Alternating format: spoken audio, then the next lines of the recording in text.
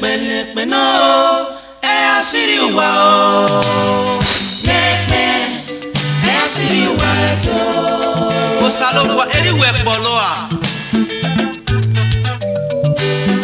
nekpen asiri wa to oseti wona no morio nekpen asiri wa to baba upologbe nekpen asiri wa ya kon ebe na we no deru bage ba de wa wa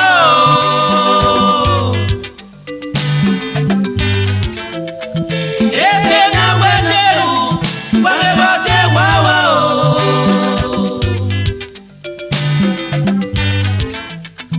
wa we mesepe ayina se papọ̀ wa we mesepe ayina se papọ̀ to wa we mesepe ayina se papọ̀ edagiri ede ewe na ja oji bi elowo edagiri ede ewe na ja oji bi elowo edo wa itawe eleme o umami nyen ni ado na makona igbe dole manata mo pe awowo we isi egbe sese bone ani ape ni si egbe mu keneka odopero na ma ya ku alo no mo no wa yusi na mi ewe o ma yusi sokun pano riawe no saume no mawu o sanu dasi upologbe unari emehin we biebire unawe ilari da poro dawe ope ni kesoso ebe na we no deru bage ba de wa wa be na we no deru bage ba de wa wa ne akoma te ka verio pe te nyagaje ekwe mwegiane o ekwe mwenyo kieme ekwe mwegio ejawe mo ni nyo omawa ni nyo wane anabe ya mawa ni nyepeke wakimasiri wa o wakimasiri wa to Edo ni mose veni wawe si wana nya ode no daje no jeno so kon pano ya do pe woni ma bi akowe o wa no piawo ku oye akugbe enwan aya we biwo ya de ba si epe e to piawo ku mo bo ku wa eso e ti bere aji o ya tai aye nwa ya we no ligere so kon pano umami kweso ikwo ne ku wodo so uto eya mo bo gugun wala wa pagbe to wa gbe ikuna ikwo mo ikuna gbe ma do bodo akiwin ade ra odo akiside ruda we okwo ne ku wodo so uto Kpahiowanwen-re wa dia ye no e koda fun wa nebi o wana be aya ori koduro e ne ko wodo ma e so to eruwa we na o sanu dasi ogodu ano mi wa fa no ki omo na omo ko na no ja we do no ri e yo wa ne ko wodo we so to be no we su wa ne ro wa to ne ko wodo ma so to ra no wodo ma kwa iye kan be a oni aya o bere ko no ro wodo ne ko wodo so to iya kwa lo kote na ya mi ewe iya poligi iya sare wa to mo pano eni piani bero ono i mani piano wa ka mani piani ro e ave do tara ni ha we mani piana no sanu dasi wadi wino bona nodo ya mbina bebuna rabaje okyo makbene bio bon ma ibe za kwenti. Ingwini mana ole le masi ma ahion ma ayo po ahian. Nekpen nekpen no asiri wa o. Nekpen asiri wa to. Wakima asiri wa o. Nekpen asiri wa to. Owo tuwa no mi wa fa. Ije be pon won. No dagwe e pon me eire. Umamie ewo na ni majena ni aje ni majena koni majena. De mani mo bo usebo. Ni kiano. No hawe no kwere pa ni podore. Igi ati moto mune. Ya di sai moto mune. Ya bo wa mune. Eni o use. Odame. Ebi no piawe. No bije uwe. No ko uwe. Imyo matale ma. Bera sanu dazi no myo mafa. Nyara bie ma le de akbe. Iyo no. Iyo mebegize. Iyo na hiyo. Iyo mebegize. Iyo na hiyo. Iyo mebegize. Igize titalo. Tale bebe mabiako. Waya wese. Nibe ya soe do no baye. Emani Kokoto, ne Okada riders, tuke drivers. Abi waya fe ni maje kwemu me. Waya wese. Nekpen nekpen no. Wakala siri wa o. Nekpen asiri wa to.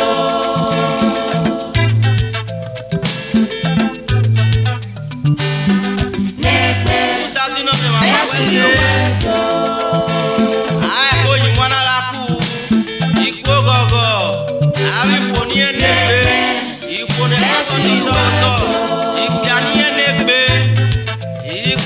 Yo boto wo kin ajibo wa nana mi ewe o ke wa la ye ko o me ti ya si na wa iwona ya re mo me bi wa o wa ya wa we se nekpen asiri wa to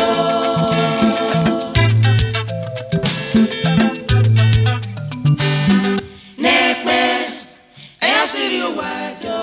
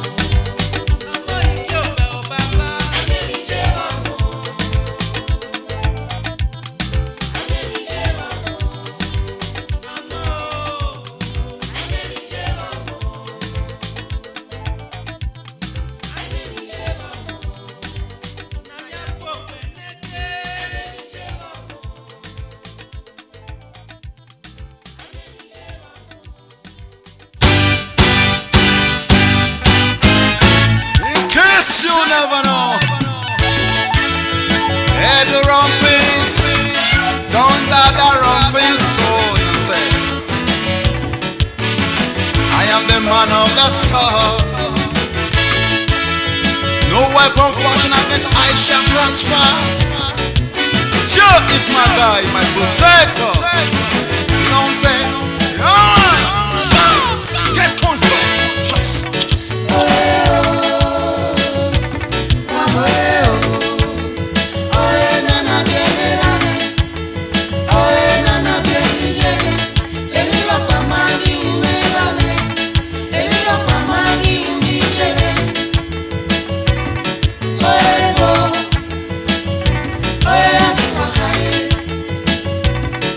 Oh,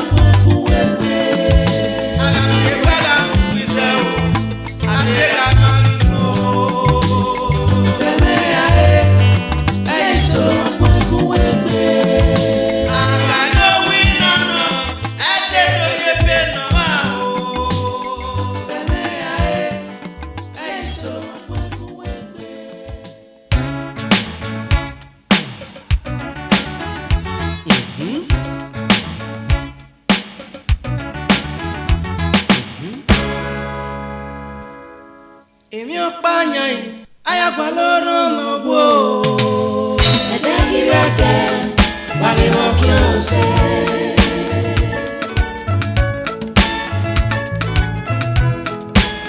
Edegirete Wagimokyonse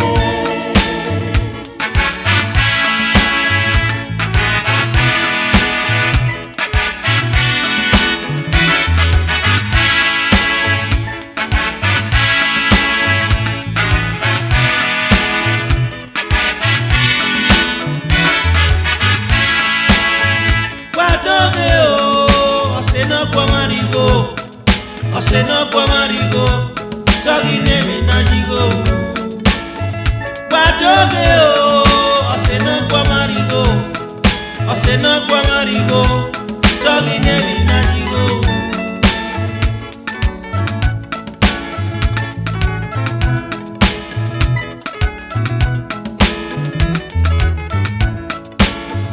Wamage o, oseno kwa marienigo. Oseno kwa marienigo, togi nemi najigo. Wadoge o, oseno kwa marienigo, togi nemi najigo. Ose anawe run, we wana si gbagbe nege si omo dikien. Akwa mabun narupa ne ya pege iya ri lo desu mo diane iya igba ori eke omo narupa ni ya bego de upa eye ba iya na ga gwale kode na ya miewe adokpa eyo so kun pa no o salo panu dazi o mario boye mi ne kan pa wa gbon oge waka boy pa mu were ge emobu no soso ai domia ara kwa luwahia ai legbo ave logo so kun pano bere mona ga be due na se upopo idobo efo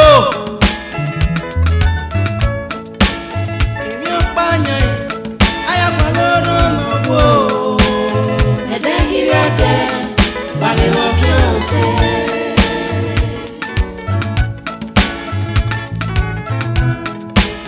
Edegirete Wagimokyonse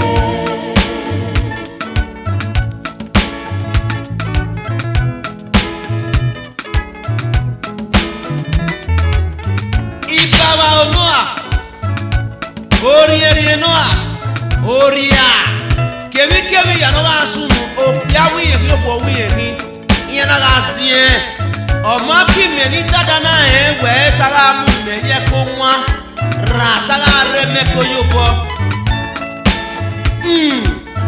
awi ku ma me so kun pa no igu mana e mi gi jese ana meru na ga yobo wana ya so se daru da we o pota o ga pie no ma o mo tan be pie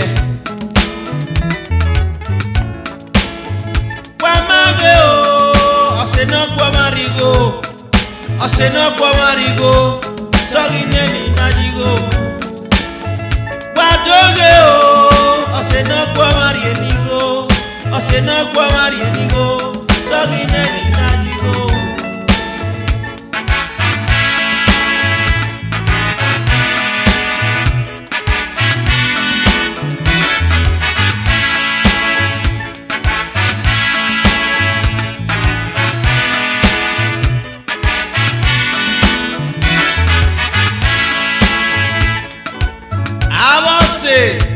Bioma ni mwogo benoma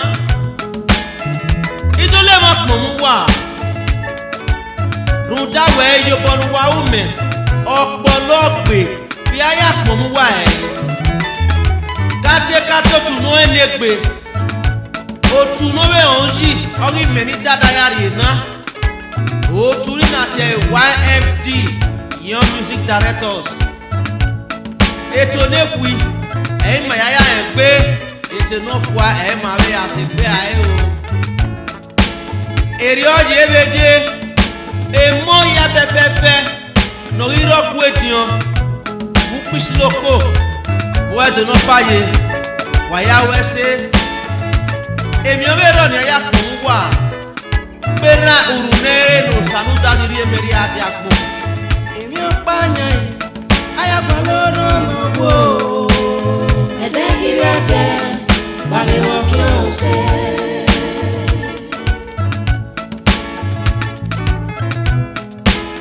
Edegirete wage wokionse emi o pa yan aya baloro mo wo Edegirete wage wokionse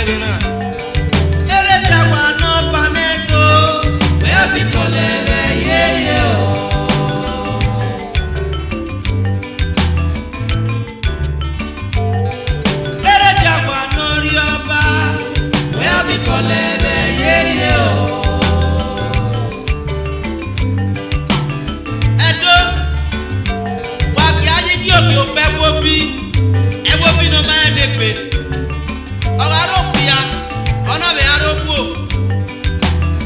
Ona mwe pe ko deko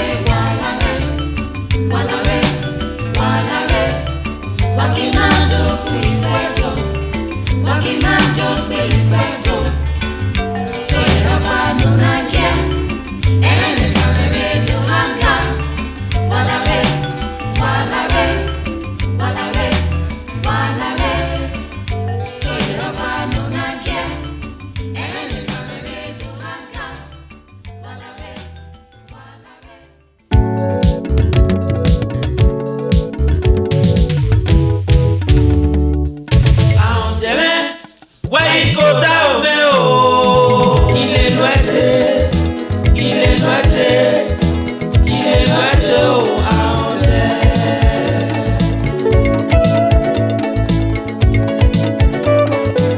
Il est loité oh Ahonde.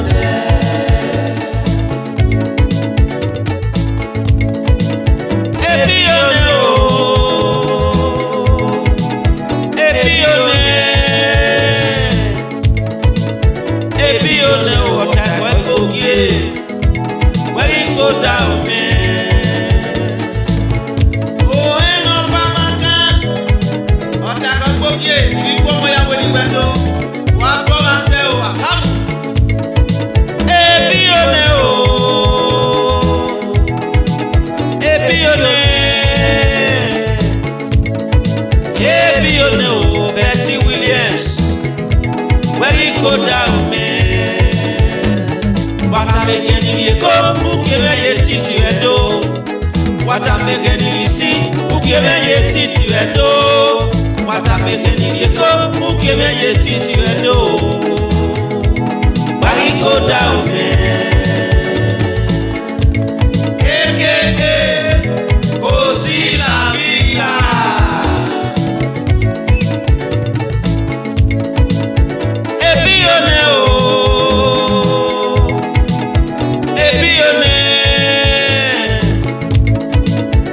Ebione o chaso bandeji, where you go down man.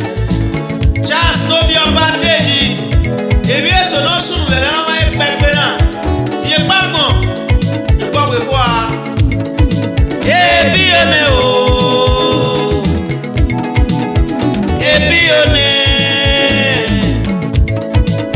Ebione o Prince Danso. Where you go down, man? And I back to sell up, baby, no boy, I get over there. Oh, to not back to sell up, baby, boy, over there. Oh, Waki Macmo is out. Waki Marabono, sir. Going on money, Wakana, Prince Dasso. Well, okay, now I'm not going to get where you go down me oh. Il est loité oh Ahonde.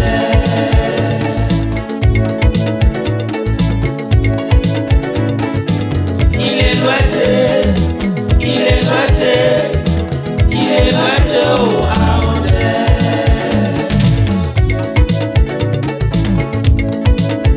Ebione oh.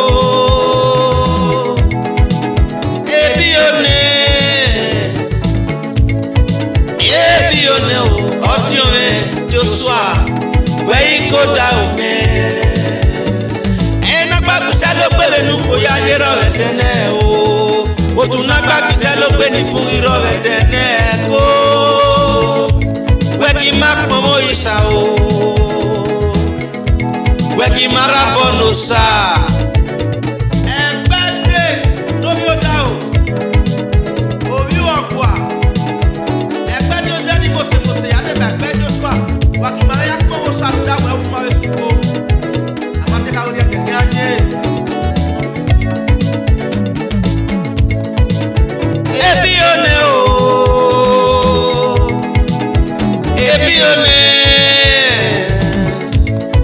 Ebione o. Engineer Sonny. Where you go down man? Engineer Sonny. Away Miami Moya ni Rockwell, Boy Bisloko, what the Rofaye, Imame Peter Watiae, Imame Lugadayo, Imame double chief is here, Benovia. You know when you are here, Obiakme, Nonya, Isimunanatia, AU Motos, or Daze Uji, Aponaye.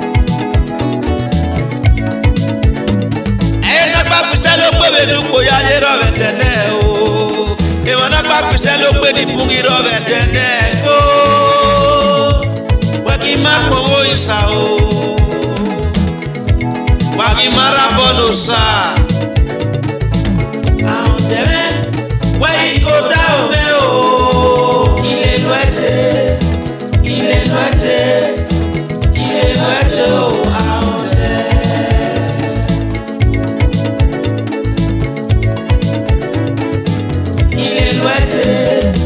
Il est loité oh Ahonde.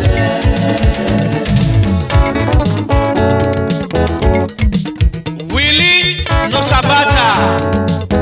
Action! Così la vita. Adi bate yuko, maje we yuko, de yuko re. Così la vita. Action! Così la vita. Così la vita. Adi bate yuko, maje we yuko, de yuko re. Così la vita. Adi bate yuko, maje we yuko, de yuko re. Così la vita.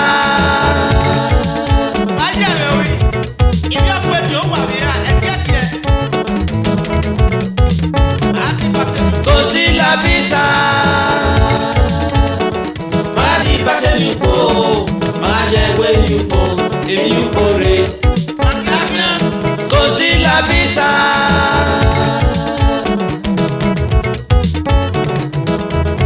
Così la vita. Così la vita.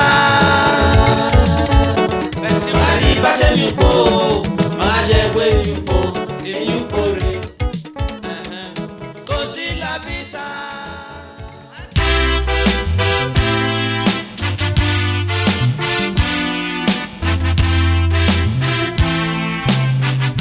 Yagbe. Ona iwa. Ni magaya akmo ewani unagbon. Arioba. Ewani mazo wege bedima. Kuma. Ebe gbeye me ni ewona. Ikuma ebe ni ese. Aika gumeti wona mune. Jeje.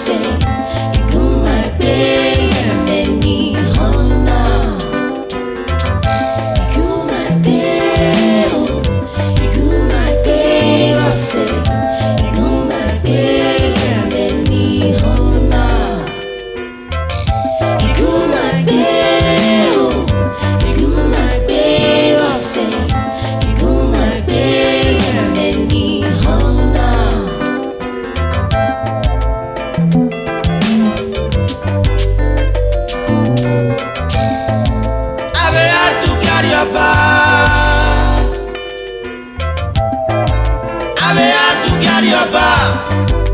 Ikmi abanoko kawago mazede kemi nagatakum.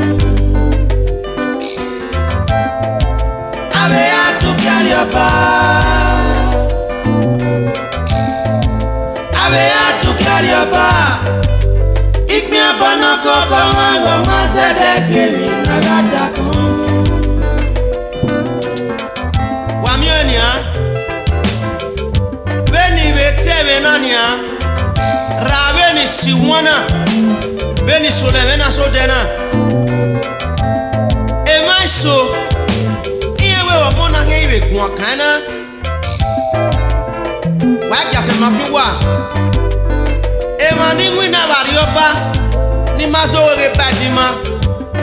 Eya dori ekmomena. Ave atuki Arioba. Ave atuki Arioba. Ikmi abanoko kawago mazede kemi nagatakum. Womo boya metevena. Wamionia. Ikmi iknya banoko koma omake ke na gada komu ya man iknya do swa ya Arioba ya mu mau ni punya iya we sioku mene benado ya bebe nya petie base no vete no kan Arioba bere ya pegbe na so ko pano idole wa tamuwa adere wa ni pumo bowo omo we ni meje memo bowo ma ewe opopon ami ni popo so ko pano e no kan Arioba e opopon makwa lowo Arioba no rona ala kuya zio ana kuya zio mame emi na kwalo to sobo wagun ebe temu gele you my babe I say you my babe many honor you my babe I say you my babe many honor ave atu Arioba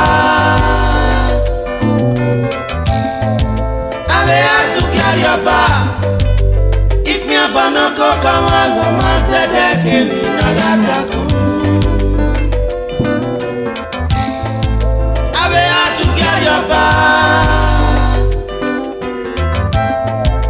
ave atu Arioba ikmia banako kama goma zede kimi nagadako waka bomu payo mu pare anaga etimi wa mewe emi bun no suwuye mani pon o rano mwe mani pon o ya do yinu kan so wonia o ma be upo na no koto layo lare wa jara si pe no wa kulo ne akemi ewe adwasi ojo be na ga we o ka owo wa ilu pe opa sokoba udaruwe akeso ni atie rivanaja ne manipui do mo yin ara atie si Morocco 6 pay wa be iwe so no sunu wa aisi ojo na mi ewe adole wa ni yese no gyo koto ala raima ni jinwina ni are ya pa jinwina oguye wa ka bobe we o gieva upana ne mani zebotia enepa efa norwa ya ke pologbe upana ikeni aga ni rebi fun an pa ifun ese no de aberi ya ene de agi enepa no mi dobo egbe ya uko na gbegbe da bedere o ni Nigeria be Ghana be gbe e ma pegbe na keni wana rule he ya ge bolu anga ya biko moto na wa gbo pari ọmọ je me so wa opalo me oda me bo se na re emupa nepa wa tisi una na go da beta the nepa people oni ori nepa Arioba ne Arioba na be riogwe wo bogun abiyene upano pawe ne kotokiti ya street light wabe mukima okabe arebo na majebe kwa loe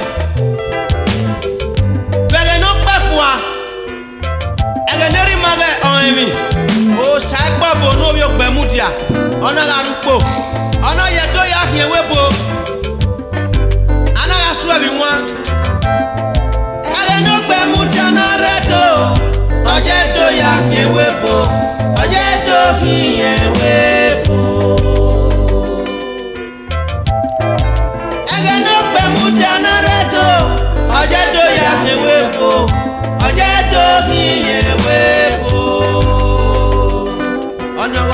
sakwa bo no be kwemu dia usmari opa no jewero na yeweru we baba la wa ku yogbe na mi ewe emi na ni meku akana le ya si ma bo no yo gogo ni madokmo mari opa no ro na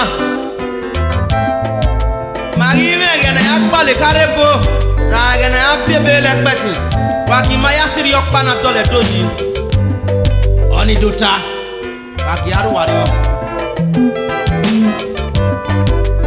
e ma bo kame o kame body edosa empty edosa motos e ma be o kame o samede no bi adun no wa be ye bobizua bobizua motos aka swallow ya se pa be Paris dagbon aba mo wi ni mose ne gbo won pa wala wa do ku yo pe na dole donaji o dagbe o te su pe mo re ni ha o ga ri my fua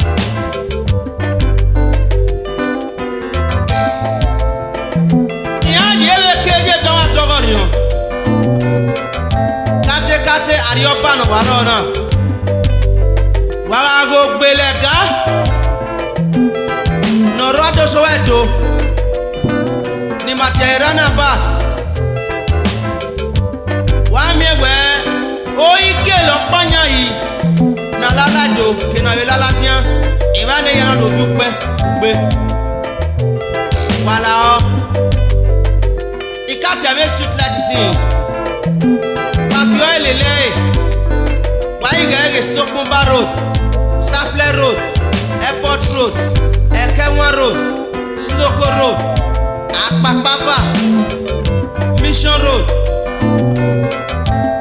Ekena ni sunu yina wa bi pepo na lele na miewe Orioba wa Orioba na Orioba obo mu wa bi ene le wo na ga mosi ona eya jeri mari bango emi usakpo bo no be mu dia wakumeje mwe ele no gbe mu jana redo ojedo ya yewebo ojedo hiyewebo